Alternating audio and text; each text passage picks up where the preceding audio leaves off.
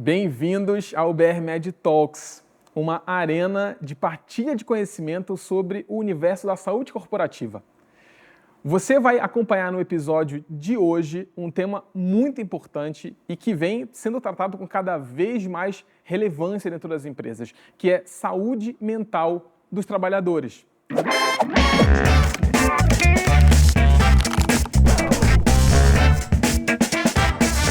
A gente está aqui com o Dr. Gustavo Cardoso, que é médico do trabalho e também é membro da ANANT, Associação Nacional de Médicos do Trabalho, e gerente médico aqui na BR Med.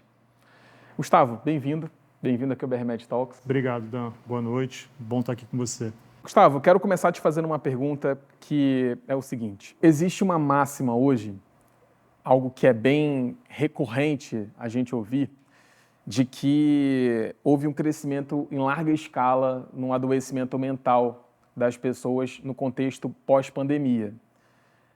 E aí, muito no teu lugar ali de médico, especialista, por toda a experiência que você tem, por todo o acesso a dados que você tem, sobretudo, né, da Remédio de mais de 2,5 milhões de atendimentos por ano, e a vivência prática em saúde do trabalho, essa é uma máxima que reflete a realidade? Na verdade, não, Dan. Assim, a gente já vinha observando um aumento das doenças mentais mesmo antes da pandemia pelo Covid-19. O que eu acho que aconteceu foi que a pandemia jogou luz num problema que já vinha, sendo aumentado, que já vinha crescendo no nosso contexto, e tanto que a gente continua vendo esse aumento nos dias atuais. Se a gente pegar desde 2015, mais ou menos, os dados do INSS já mostravam, de 2015 a 2020, 2021 mais ou menos, um aumento de mais de 50% nos afastamentos do trabalho por doenças mentais. Então, isso não foi algo que ocorreu somente por causa da pandemia pelo Covid-19. Acho que isso somente trouxe à tona o problema e fez com que as pessoas olhassem mais para isso e dessem mais importância ao tema que vem acontecendo hoje em dia. Perfeito. Uma vez que elas aprendem a também nomear ali o que elas podem ter, elas começam talvez a se sentir um pouco mais à vontade até para dizer de uma forma mais resumida ou então com menos vergonha, do que elas têm. Sim, com certeza. Eu acho que assim, hoje já não é mais um tabu falar sobre saúde mental, sobre transtornos mentais, Até eu lembro que quando eu comecei na medicina do trabalho, há quase 10 anos atrás, não se falava tanto sobre o tema. As pessoas, os próprios funcionários, os pacientes, não buscavam tanto os médicos com uma certa vergonha de falar que estavam passando por um transtorno mental, um problema de saúde mental. Hoje isso acontece com mais naturalidade, porque as pessoas justamente falam mais sobre isso, as empresas falam mais sobre o tema, todo mundo comenta, isso acho que deixou de ser um tabu de fato. O que, de certa forma, é muito bom para a gente enquanto sociedade, Claro que a gente sabe que o ambiente de trabalho ele é um palco propício para você ter alguns gatilhos, então até para você começar essa conversa, Às vezes, várias pessoas padecem de alguns adoecimentos e, na verdade, às vezes não é o trabalho, às vezes é um outro contexto, mas o trabalho, se ele cria essa ponte, esse ambiente que ela sinta vontade para que ela possa falar sobre isso, de fato, a gente tem ali um mundo que começa a se colocar de forma diferente, Com certeza. O trabalho, ele tanto pode ser promotor de saúde mental, quanto ele pode ser detrator para a saúde mental. Ele nunca vai ser neutro, Agora, é claro que isso vai depender da interação do indivíduo com o ambiente de trabalho, com o contexto do trabalho, com as relações que ele cria com outras pessoas e, claro, as relações que ele tem fora do ambiente de trabalho também, outras questões psicossociais que estão relacionadas àquela pessoa, àquele indivíduo. Perfeito. E aí agora, vamos pensar um pouquinho no mercado que a gente talvez não veja tanta informação sobre ele nesse quesito específico de saúde mental, que é o contexto de quem trabalha embarcado, por exemplo, em alto mar ali, acho que é o caso de diversas empresas que lidam com a BR Med no dia a dia, inclusive, que é o mercado, por exemplo, de quem trabalha embarcado em alto mar, que a gente sabe que são atividades onde as pessoas atuam ali em turnos e que trabalham num espaço confinado, distante da família, se privando de uma série de questões. Já é esperado que ele, de alguma forma, possa sofrer de algum adoecimento mental?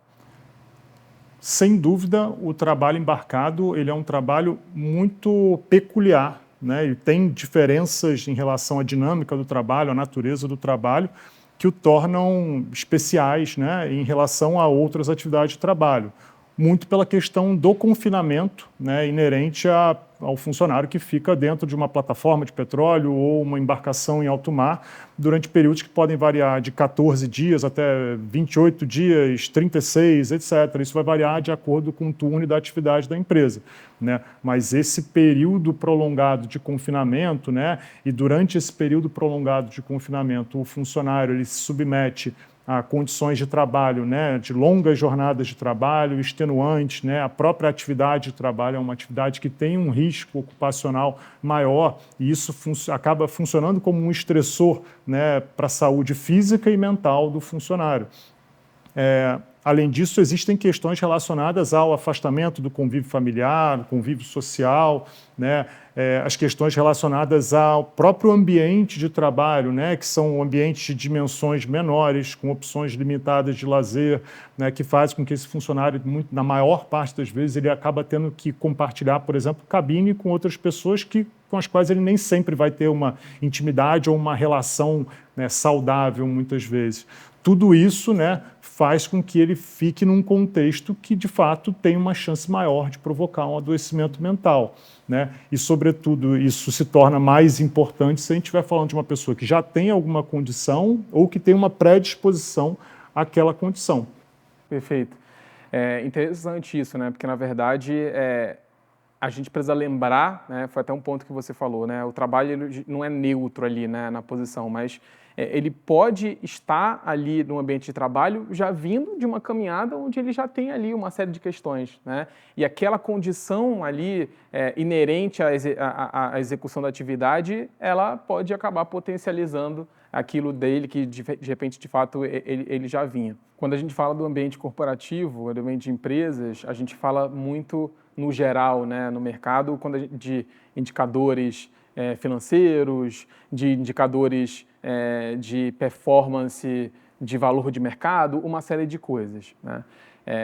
E uma coisa que a gente só vem começando a falar mais recentemente são sobre esses indicadores de saúde, né? Não que as empresas não falassem sobre isso, mas vem se tornando mais pauta coletiva indicadores de saúde, e eu acho que essa questão da saúde mental, ele parece ser um gancho, né, que ele quase como se estivesse antecedendo, abrindo uma porta para várias outras conversas passarem a existir nas empresas no que diz respeito à saúde. Eu queria te perguntar o seguinte: quais são os efeitos práticos, os impactos e os riscos que uma empresa corre quando ela tem uma população dela mais adoecida mentalmente? O adoecimento mental, além dos efeitos práticos que tem na queda da produtividade da sua força de trabalho, da sua mão de obra, né? Isso se traduz, né, no aumento do presenteísmo, né, que nada mais do que a pessoa que está no trabalho, mas tem uma produtividade menor, né? Ele está presente, mas está ausente, vamos dizer assim, né? E isso tem impacto financeiro nas empresas. A questão do próprio absenteísmo, que é o funcionário que efetivamente se afasta do trabalho, né, coloca um atestado médico ou vai para a Previdência, né, para o INSS, né, por conta de uma doença, né? Então, essas duas questões têm um impacto econômico, financeiro nas empresas, né? E tem outras repercussões que vão além do simples afastamento ou da simples queda de produtividade, mas hoje em dia, a gente vem observando que os dados do INSS mostram isso, né? Que os afastamentos de caráter acidentário, ou seja, quando o perito do médico federal, né, que faz a perícia do funcionário, avalia o paciente, eles vêm cada vez mais entendendo que os afastamentos por transtornos mentais e comportamentais tem sim relação com o trabalho, tanto de causa como de concausa. E esse nexo com o trabalho, né, acaba gerando um afastamento por auxílio-doença acidentário. Isso eleva o FAP, que é o fator acidentário de prevenção. O fator acidentário de prevenção é um fator multiplicador de uma alíquota de imposto que a empresa vai pagar. E essa alíquota incide sobre a folha salarial da empresa, que geralmente é o maior custo que todas as companhias têm. Então, quando você tem um FAP maior, e ele varia de 0,5 a 2, se ele for 2, você vai ter o seu fator, né, multiplicador dessa alíquota vezes 2. Se você tiver um FAP o mínimo possível, que é 0,5, você vai ter uma diminuição muito grande do que você pagaria em termos de imposto. Então, esse impacto as empresas sentem bastante, só que poucas empresas olham efetivamente para isso, dão a atenção necessária para esse problema. E, por último, a gente também tem o maior risco dessas empresas terem passivos trabalhistas no futuro, porque na medida que o INSS dá um nexo causal, né, dá um auxílio-doença acidentário para esses funcionários, você aumenta a chance lá na frente de, num eventual processo trabalhista do funcionário contra a empresa, você tem a prova de que o trabalho foi causador, né, foi gerador ou gerou agravamento de uma condição que ele já tinha. Perfeito. Para a gente encerrar aqui, e aí quero te perguntar muito desse lugar de profissional de saúde, de médico, de especialista em medicina do trabalho. Eu queria que você compartilhasse aqui, pode ser quatro dicas, 4 iniciativas que você entende que são chave para as empresas de hoje lidarem com a questão da saúde mental dos seus trabalhadores? Olha, eu acho que as empresas hoje em dia estão cada vez mais, né, pela primeira vez, talvez, desde a pandemia para cá, que as empresas estão efetivamente investindo em saúde dos seus funcionários, além dos benefícios que já consagrados, que davam, como o plano de saúde, por exemplo, mas hoje em dia elas estão buscando dar algo mais para os funcionários, buscando efetivamente cuidar da saúde dos funcionários, né? Serem protagonistas nesses cuidados. Né? E, nesse sentido, acho que algumas estratégias podem ser adotadas. Né? Você ter uma equipe de saúde, né? Um médico, técnico de enfermagem, enfermeiro, né, que cuidem e acompanhem a saúde dos seus funcionários, né, ter ferramentas para você fazer captura dos dados e, com base nesses dados, você gerenciar, né, os funcionários, né, os pacientes que têm transtornos, doenças crônicas e que precisam de um acompanhamento, né, longitudinal, né, e não deixar que esses funcionários utilizem, por exemplo, um benefício que é um plano de saúde e eles mesmos que sejam responsáveis por fazer o seu acompanhamento, que muitas vezes as pessoas não fazem, né, e acabam tendo uma consequência maior para a sua saúde.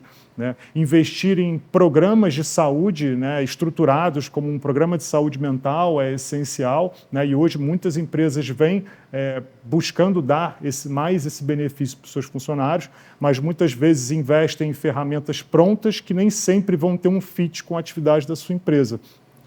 E acho que também algumas empresas, principalmente no segmento de óleo e gás, já vêm fazendo isso, né, que é investir em programas de prevenção do uso indevido de substâncias, né, que é para prevenir o uso de substâncias psicoativas, que muitas vezes são causa de adoecimento mental e também são consequência, né, do adoecimento mental, que pessoas em sofrimento mental muitas vezes usam as drogas como válvulas de escape. Eu acho que essas seriam um conjunto de ações que as empresas poderiam ter, né, para mitigar o adoecimento dos seus funcionários, sobretudo o adoecimento mental. Interessante. Tem um ponto também que me ocorreu aqui a partir do que você falou, que eu acho que é a falta de visão, ou às vezes até uma falta de conhecimento mesmo dentro das empresas sobre o ouro que elas têm na mão quando elas têm a oportunidade de fotografar, né, de fazer um screening da realidade ali da saúde, né, das condições de saúde mental dos funcionários delas, né? Porque a partir do momento que a gente tem isso, né, que a gente tem acesso a esses dados, essas informações, que a gente consegue saber, por exemplo, que funcionário tem alguma alteração desde já, que funcionário aponta para alguma alteração no futuro, isso permite com que a empresa possa agir preventivamente, né, e não só de forma reativa, né, aquilo dali. A gente sabe dos impactos que existem, né, não só da questão dos afastamentos em si para o trabalho, né, tudo que onera financeiramente, mas também o quanto que isso impacta ali, sinistralidade de plano de saúde, né, a gente sabe de todos esses impactos gerais que as empresas têm que lidar.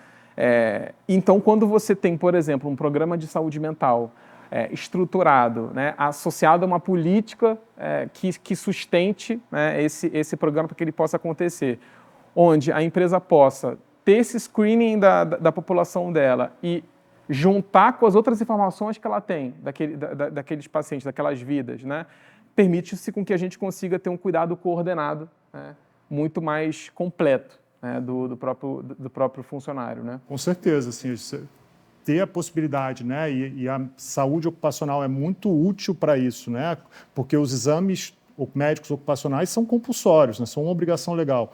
Então, todos os funcionários vão passar pelo médico da empresa pelo menos uma vez por ano. E com base nessa avaliação médica, você pode extrair muita informação útil para, como você falou, ter uma fotografia da população da sua empresa e você elaborar estratégias para abordar aqueles problemas que você identificar ali, né? Hoje em dia, né, mais do que nunca, dados são ouro, né? Então, a gente ter dado de qualidade para poder, né, funcionar como indicadores, né, e ser um norte para a gente em termos de, né, estruturação de políticas, de programas, etc., sem dúvida é bastante útil. E o médico do trabalho, hoje em dia, tem cada vez um papel mais importante nisso, né? Há muitos anos atrás, o médico do trabalho se limitava a ser um médico que fazia, né, o gerenciamento do PCMSO e a realização dos exames ocupacionais. Hoje em dia, o médico do trabalho é muito mais um gestor, além de ser meramente alguém que está ali para cumprir as exigências legais da legislação trabalhista. Perfeito. Você que está assistindo a gente, já quero te convidar para o próximo episódio. Um dos episódios daqui do BRMed Talks vai falar sobre álcool e drogas, que está, de certa forma, correlacionado aqui com o tema que a gente acabou de falar, né? O Dr. Gustavo citou que uma das consequências de um adoecimento mental pode ser a busca e o aumento do uso desse tipo de substâncias. A gente vai falar sobre isso num dos programas que a gente tem aqui e que é só você dar o play depois que a gente acabar. Gustavo, quero te agradecer pela presença, pela conversa, pelo conteúdo, por você agregar aqui para a gente. Para você que está ouvindo a gente aí, quero te agradecer por ter escutado, ter assistido a gente até aqui. Então, curte, comenta, compartilha, para poder a gente chegar com esse conhecimento para mais gente e poder ajudar a formar e informar mais as pessoas sobre o que acontece nesse universo de saúde corporativa. Então, obrigado. Até a próxima. Tchau. Tchau.